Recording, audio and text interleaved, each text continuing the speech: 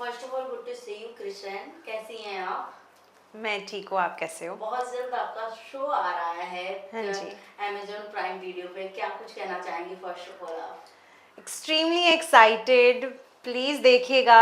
22 नवंबर को रिलीज़ होगा। It's called wack girls and dancing के बारे में है, गर्ल्स क्रू के बारे में है, फ्रेंडशिप के बारे में है, तो आपको डेफिनेटली मज़ा आएगा। काफी टाइम के बाद एक बार फिर आप ऑडियंस के बीच में आ रही हैं वॉकिंग गर्ल्स लेकर, सो कितना चैलेंजिंग रहा फर्स्ट ऑफ ऑल आपके लिए? वैक गर्ल्स तो पहले शूट हो गया था। या फेब 2023 में शूट ख़त्म हुआ और शारजा का इंसिडेंट मैं 1 अप्रैल को शारजा गई थी। तो ये 1 साल मैंने कोशिश की है कि मैं थोड़ा हील करूं मेंटली, फिजिकली, और या now I am back to work. जैसा कि आपने कहा मेंटली और फिजिकली मैं हील करूं, कहीं इसके पीछे का यही रीजन तो नहीं था ये शो करने का कि ये डांस शो है और उसमें जब कोई डांस करता है तो कहीं ना कहीं जो अंदर का पेन रहता है वो अपने डांस मोमेंट के जरिए बाहर निकालता है जैसे मैंने बोला कि शूट पहले हो चुका था, खत्म हो गया था वो 2020 फेब 2023 में, और अप्रैल 2023 को शारजा का हुआ था। तो ये पहले ही था, जो फिल्म की थी मैंने धर्मा के साथ वो भी पहले ही था। और इतना जल्दी कोई भी शो रिलीज, टर्नओवर टाइम इतना जल्दी नहीं होता है, बहुत टाइम लगता है इन सब चीज़ों में। तो आई थिंक एक तरीके से मैं लकी भी हूँ कि थोड़ा टाइम लेके ये रिलीज़ हुआ, ताकि मैं पूरा खुश रह सकूँ कि ये रिलीज़ होने वाला है। मैं मैम आपसे जानना चाहूंगी, जैसे कि आपने कहा धर्मा की मूवी की है। हाँ जी। धर्मा प्रोडक्शन में जितने भी काम करते हैं कहीं ना कहीं उनकी hype up to down to up हो जाती है, तो इसके पीछे का रीजन मैं जानना चाहूंगी कि वो क्या चीज था जो आप स्टेप बैक हो गई?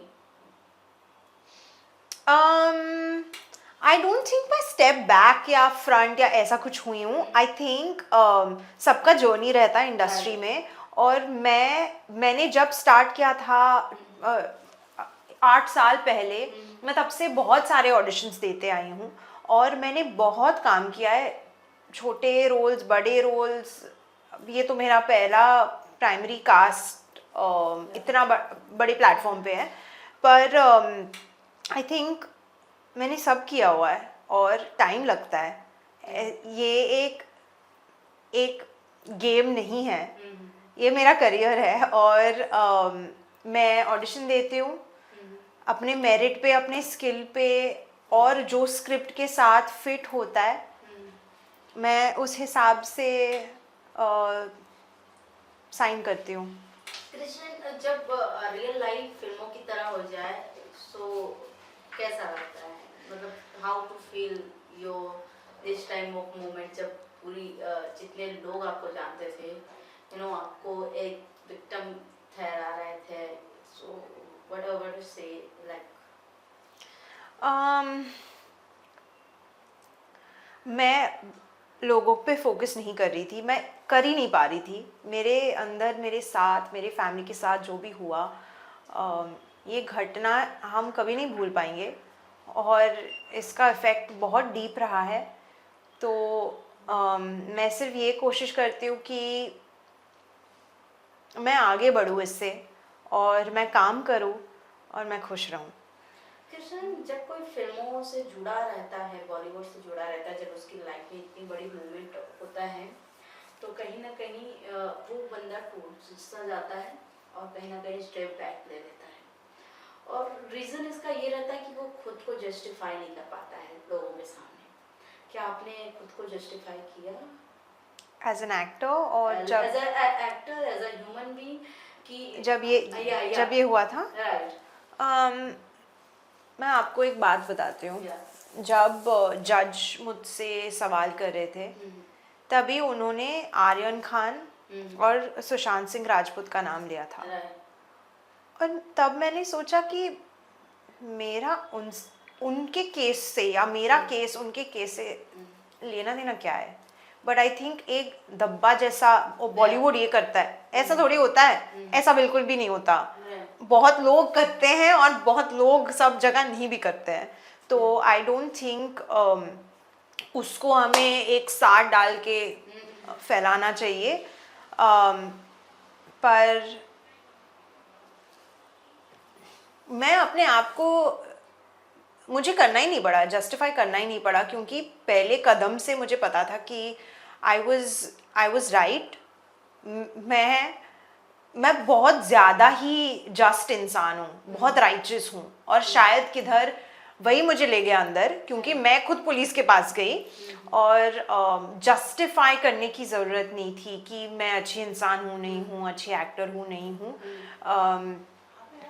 एक्टिंग काम मिलने के लिए बहुत ऐसी चीज़ें हैं जिसको साथ में आना पड़ता है, और वो ऐसी बात नहीं है कि oh because I am good at this I got the part, ऐसा नहीं होता है। बहुत कुछ होता है, जैसे कि ये कैरेक्टर के लिए Tess Saxby is an Anglo Indian girl, मैं एंग्लो इंडियन हूँ, तो मैं बहुत कुछ मैं दे पाई इस कैरेक्टर के लिए। तो शायद टाइम सही था, स्क्रिप्ट सही था, मैं एक्ट और डांस बहुत सालों के लिए करती आई हूँ, तो एकदम राइट फिट होके आई गॉट द पार्ट। फैमिली का किस तरीके से सपोर्ट रहता है सीजन आपके लाइफ में, और कितना इम्पोर्टेंट रहते हो लोग? I am truly blessed to have my family. वो सब चीज़ समझते हैं, सब चीज़, मैं क्या वो बहुत ओपन माइंडेड है, और जो भी वो नहीं समझते हैं, क्योंकि एक्टिंग की जो इंडस्ट्री है, जो जर्नी है, वो पाथ नहीं होता उसका। आप पढ़ाई करके आप it's there's no you know like a staircase to arrival, but उन्होंने बहुत बिना कुछ समझे भी मुझे सपोर्ट किया है, और अब मैं उनको बैठ के समझाती हूँ कि देखो मैं ये ऑडिशन के लिए जा रही हूँ, ये प्रोडक्शन हाउस है, ये है वो है, तो बहुत ज़्यादा सपोर्टिव है, और जो भी मैं हूँ और जो भी मैंने किया है उनके वजह से है। बॉलीवुड में काम करना चैलेंजिंग है? हाँ हाँ, किस तरीके का है, क्योंकि नेपोटिज्म भी बहुत है बॉलीवुड में, राइट? हाँ, नेपोटिज्म सब जगह है। हाँ, ये गलतफहमी में हमें नहीं रहना चाहिए कि सिर्फ बॉलीवुड में है। और मैं कभी कभी सोचती हूँ अगर मेरा कुछ बिजनेस होता और मेरे बच्चों को मैं क्यों ना दूँ, जो भी मैंने कमाया, तो सब जगह होता है। पर मुझे नेपोटिज्म का एक, मैं आपको कट कर रही हूँ, सॉरी फॉर दैट, बट कहीं ना कहीं बॉलीवुड में नेपोटिज्म इसलिए ज्यादा चर्चे में आ जाता है क्योंकि वो फिल्में उन बच्चों को, उन एक्टर्स को दिए जाते हैं, उनके एक्ट्रेस के बच्चों को दिए जाते हैं, स्टार किड्स को दिए जाते हैं, जो वो डिजर्व भी नहीं करते, और वो पब्लिक के सामने आता है। एक्टिंग क्या है, स्क्रिप्ट क्या है, एक अलग ही देखने को मिलता है। तो कहीं ना कहीं ये नेपोटिज्म बहुत गलत उभर के आता है बॉलीवुड में। आई नो कि डैड का बिजनेस है तो उसका लड़का ही संभालेगा, हीरोइन की लड़की हीरोइन नहीं बनेगी, बट वो तो देख के दे जो डिजर्विंग है एक्चुअली उसे मिलना चाहिए ना। जब मैं छोटी थी, जब मैंने स्टार्ट किया था, तब मैं भी ऐसा सोच रही थी कि ऐसा क्यों, मैं भी ऑडिशन कर रही हूँ, कौन हूँ मैं, सॉरी मैं, देखो ये फिल्म लाइन भी एक बिजनेस है, राइट। और अगर सारा अली खान के इतने फॉलोअर्स हैं या लोग उनको जानते हैं, वो जाएंगे थिएटर में देखने के लिए। मैं नहीं बोल रही हूँ ये सही है या गलत है, मैं बिजनेस के हिसाब से सोच रही हूँ, और मुझे कोप करने में कि ओके, अगर मेरा कुछ एम्बिशन है, मैं वहाँ पहुँचना चाहती हूँ, तो मैं अपने आप को एक फिल्मी किड से कंपेयर नहीं कर सकती, क्योंकि मेरा जर्नी अलग है, जो मैं करना चाहती हूँ। और ऐसे बहुत सारे एग्जाम्पल्स भी है जो बिना नेपोटिज्म के बहुत बड़े हो गए हैं। I don't feel that is as true for the girls.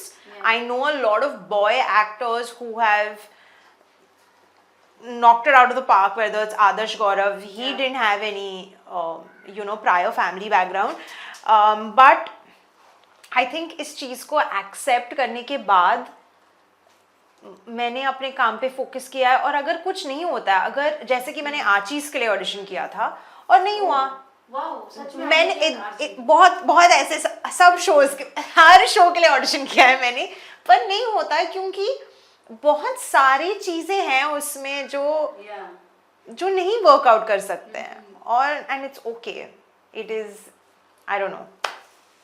But Archies के लिए जब आपने ऑडिशन दिया तो क्या वो रीजन था कि नहीं सिलेक्ट हुए कुछ? मुझे कॉल करके थोड़ी ना बोलेंगे कि हाँ पे इस वजह से सिलेक्ट नहीं हुए, ऐसा नहीं चलता। कभी कभी आपको पता भी नहीं चलता है, फिल्म रिलीज भी हो जाता है तब पता चलता है कि अरे मैंने इसके लिए ऑडिशन दिया। वैसे तो मैंने हीरा मंडी के लिए ऑडिशन किया है, बंदिश बैंडिट्स 2 के लिए ऑडिशन किया है, मिसमैन हर शो के लिए ऑडिशन किया है, पर शायद उन डायरेक्टर की विजन से, स्क्रिप्ट राइटर की विजन से कोई और इंसान बैठा होगा, या whatever someone, I don't know what the reason is, there are 500 reasons. So कभी ऐसा लगा कि रियलिटी शो भी करना चाहिए, जैसे कि बिग बॉस काफी ज्यादा सुर्खियों में है, बॉलीवुड से लेकर टीवी इंडस्ट्रीज के लोग वहां जाते हैं, कहीं ना कहीं कुछ ऐसी चीजें रहती हैं जहां अपने ऑडियंस को एक्सप्लेन के लिए जाते हैं या फिर अपने रियल लाइफ के बारे में बताने के लिए जाते हैं।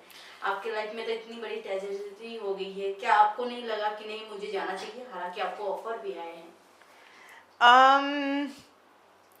Short answer is no. Yeah. मुझे नहीं लगता कि मुझे जाना चाहिए था, क्योंकि मैं जो करना चाहती हूँ, मैं चाहती हूँ कि लोग मुझे एक्टिंग के लिए जाने, ना मेरी लाइफ के जो भी मेरे पर्सनल लाइफ में हो रहा है वैसे भी जान सकते हैं पर मैं चाहती हूँ कि लोग मुझे उसके लिए जाने, और मैं शायद सर्वाइव भी ना कर पाऊँ ऐसे रियलिटी शो में, क्योंकि मैं बहुत ज़्यादा मुंहफट और ऑनेस्ट ट्रांसपेरेंट इंसान हूँ, और जो भी मेरे फ्रेंड्स हैं और जो लोग हैं जिनके साथ मैं काम करती हूँ उनको भी पता है कि जो है मैं वैसे बोलूँगी, तो डिप्लोमेटिक हो नहीं तो ऐसे शो में जाके मैं शायद सर्वाइव ना कर पाऊँ। क्या होता है, लास्टली क्या कुछ कहना चाहेंगे अपने ऑडियंस को?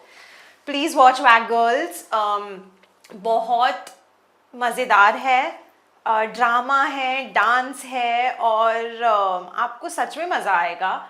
हमने बहुत अपना ब्लड स्वेट लिटरली और जान दिया हुआ है इसके लिए, तो watch it on Amazon Prime on the 22nd of November. Thank you so much, ma'am. Thank you.